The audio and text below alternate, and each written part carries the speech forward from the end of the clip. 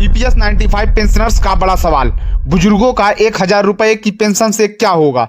देश भर में लगभग 78 लाख ईपीएस 95 पेंशन धारक आज भी सिर्फ 1000 की न्यूनतम पेंशन पर जीवन गुजारने को मजबूर हैं। महंगाई जिस तेजी से बढ़ रही है उसमें 1000 रुपए की राशि न तो दवाई के लिए पर्याप्त है और न ही रोजमर्रा के खर्च पूरे कर पाती है। ऐसे में सबसे बड़ा सवाल यह उठता है कि बुजुर्गों को इतना कम पेंशन देकर क्या उनका सम्मानजनक जीवन संभव है? ईपीएस 95 योजना के अंतर्गत आने वाले पेंशनर्स ने देश की सेवा में अपने जीवन के महत्वपूर्ण वर्ष लगाए हैं।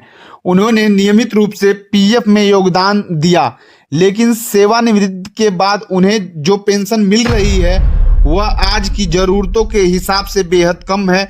पेंशनर्स का कहना है कि 1000 की पेंशन अपमान के समान है, क्योंकि इससे न घर चलता है न ही इलाज संभव है।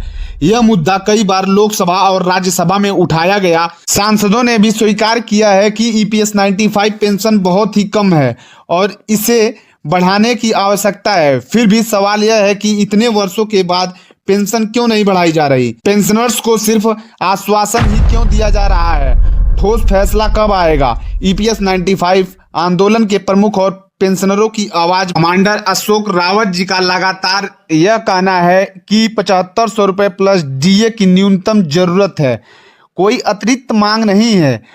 उनका स्पष्ट कहना है कि सरकार ने पहले भी पेंशन बढ़ाने के संकेत दिए हैं और सरकारी आश्वासन पत्र इस बात का प्रमाण है कि मामला विचाराधीन है। कमांडर अशोक रावत जी यह भी कहते हैं कि पेंशनर्स का आंदोलन पूरी तरह से सत्य, शांति और कानून के दायरे में है।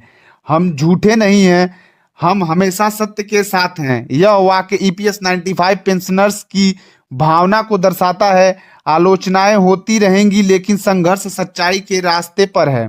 आज देश का हर ईपीएस 95 पेंशनर्स यह उम्मीद लगाए बैठा है कि सरकार जल्द ही सम्मानजनक पेंशन 7500 रुपए प्लस डीए के साथ मेडिकल सुविधा पर फैसला लेगी। यह केवल पैसों का सवाल नहीं है, बल्कि बुजुर्गों के सम्मान, स्वास्थ्य और सुरक्षित भविष्य का सवाल है।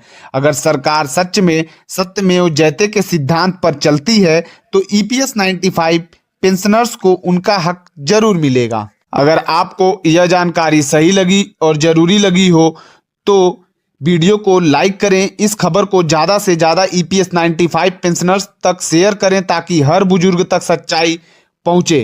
ऐसी ही लेटेस्ट ईपीएस 95 पेंशन अपडेट, सरकारी पत्र और संघर्ष की खबरों के लिए चैनल को सब्सक्राइब करें। आपका एक लाइक, एक शेयर और सब्सक्राइब ईपीएस 95 पेंशनर्स की आवाज को और मजबूत बनाता है।